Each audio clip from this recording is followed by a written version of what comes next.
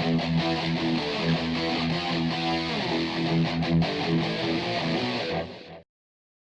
going on YouTube? So we got Project Parabellum here, the 2000 4Runner, and yes, there's going to be more videos on the suspension install and everything. I know I was going to be doing episodes on progress as I did this thing, but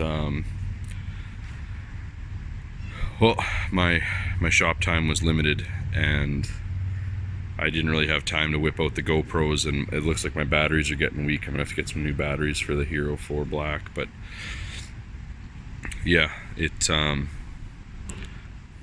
anyways, we'll be doing some more videos about that. My only issue was just limited shop time, so I kind of had to rush through it, and there's even some stuff like the body lift isn't done yet, there's no alignment done yet,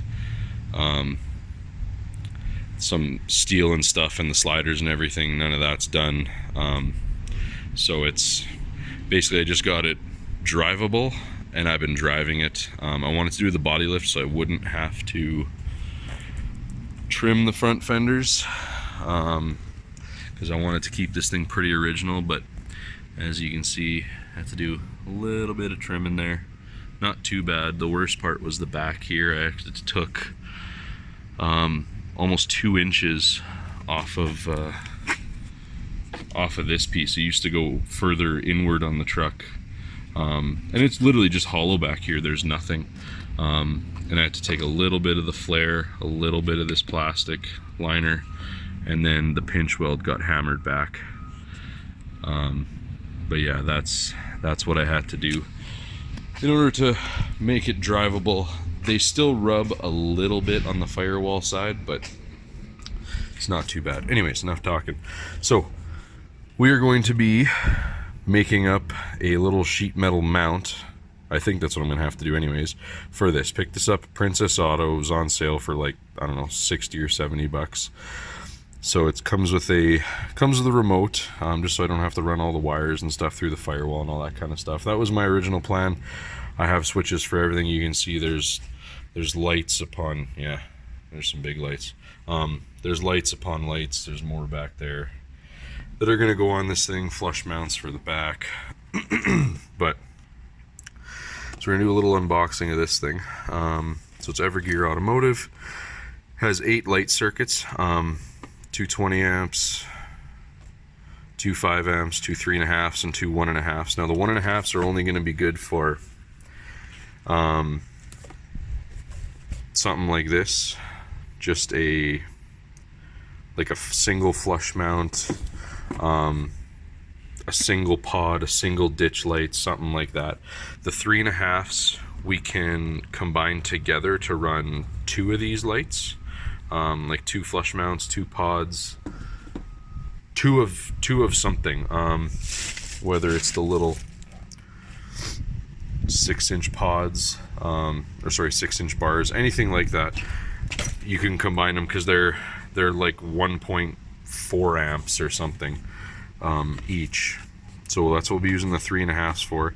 5 amps, again, you could combine 2, maybe even 4 lights if they're some weaker LEDs, but again, probably just 2. And the 220 amps are going to be running these. So this is going to be, yeah, it's massive. 9-inch spots.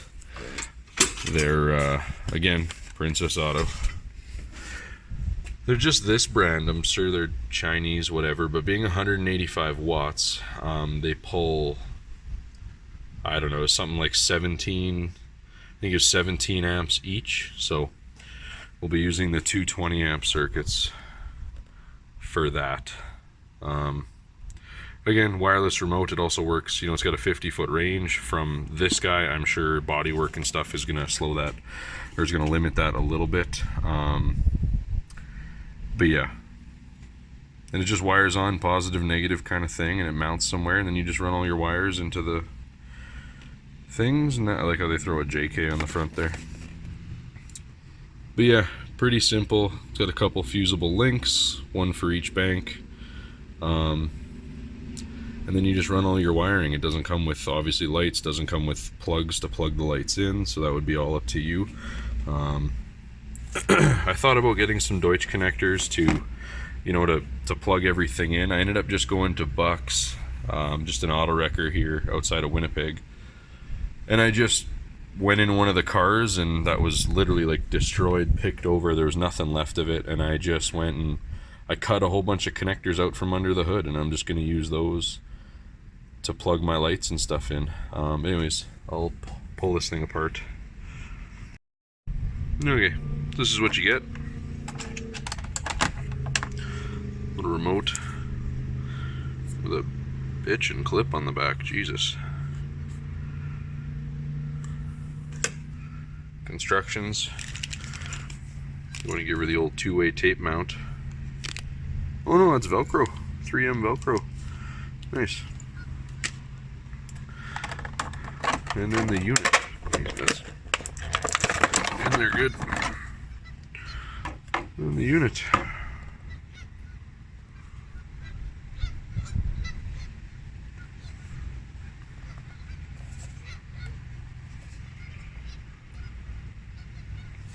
Yeah. It's got a pretty heavy duty ground and two 230 amp fuses, one for each bank. Alright, so we were trying to find a spot for this. Even with the tabs, it only measures 7 by like 3 3/4, so it's a pretty small unit. I want to find a spot to mount it, obviously where it's not going to interfere with anything else, not going to be too close. You know, I wouldn't mount it here as dipstick, maybe vertically on the side of the battery is an option. Don't really want to put it on top of this, just in case, you know, roadside you need to access any fuses or anything. Mounting it kind of vertically down in that hole there is a little bit tight. There's not enough height on the back firewall there. I'm not going to mount it in the front in case, again, roadside I got to change a serpentine belt or something. You're not going to mount it here because it's going to be in the way of your power steering fluid.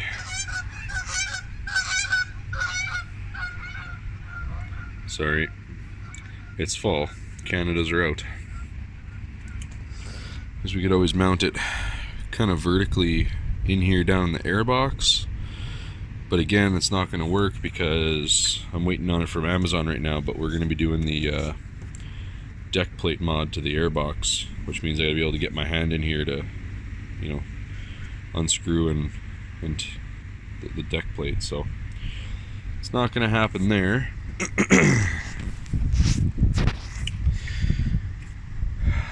We're going to be doing the ISR on this as well, so all this crap's going to be gone. We're just going to have a section of pipe in there. I got to measure that out. I think it's 2 3/4 by like 6 1/4 inches or something is what you need, but I got to look into that. Could maybe make some kind of bracket to come off of the cruise control bracket, you know, or the EBCS module, like somewhere here, but we'd have to keep it fairly tight to the fender, just because you got to be able to access your tranny dipstick too, and the service port for the AC in case you ever got to recharge that. So I don't know, we'll see. Yeah, see, thickness of the hood, it's not gonna work. You know what, I'm gonna fiddle around with this, and we'll get back at you when I figure something out. Alright, so after about 10 minutes I figured I'm gonna try and use the wiring that it comes with without having to modify it, which means it's got to be, you know, within 16 inches of the battery. Excuse me, getting over a cold. Which, if I put it over there, I mean, I could run, you know, cabling around and back over, but that's, well, that's extra work. It doesn't need to happen. So what I think we're going to do is we'll pull the battery.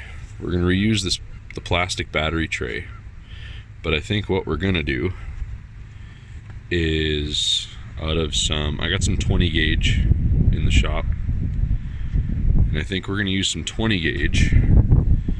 Sorry if the wind is loud. We're going to use some 20 gauge, make up a little bit of a box bend situation. I got a box brake, and we'll bend up some little sides and make a little battery tray. And my buddy does powder coating, so we'll get it powder coated black. But we'll make it so that plastic tray can slip inside. Obviously we're still going to use the same battery hold down, but I think we'll make it so that this side of the box brake has a full side on it, and we're going to mount this kind of right like so on the side of the battery. It's out of the way of everything. It'll be closer to the back side of the battery here, and that way I can run the wires in from this side, from the front, and I still have access to all the screws here with a small screwdriver, because obviously I'm not going to be hooking all of them up at once. I'll have a few hooked up, and yeah, I think that'll work. So it'll be spaced out a little bit by the time it's all said and done, but I think having it sit there, let me switch hands quick.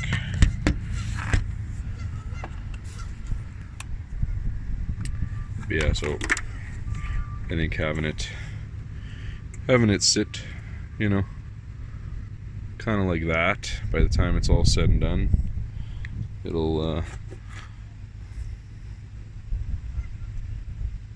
think that'll work.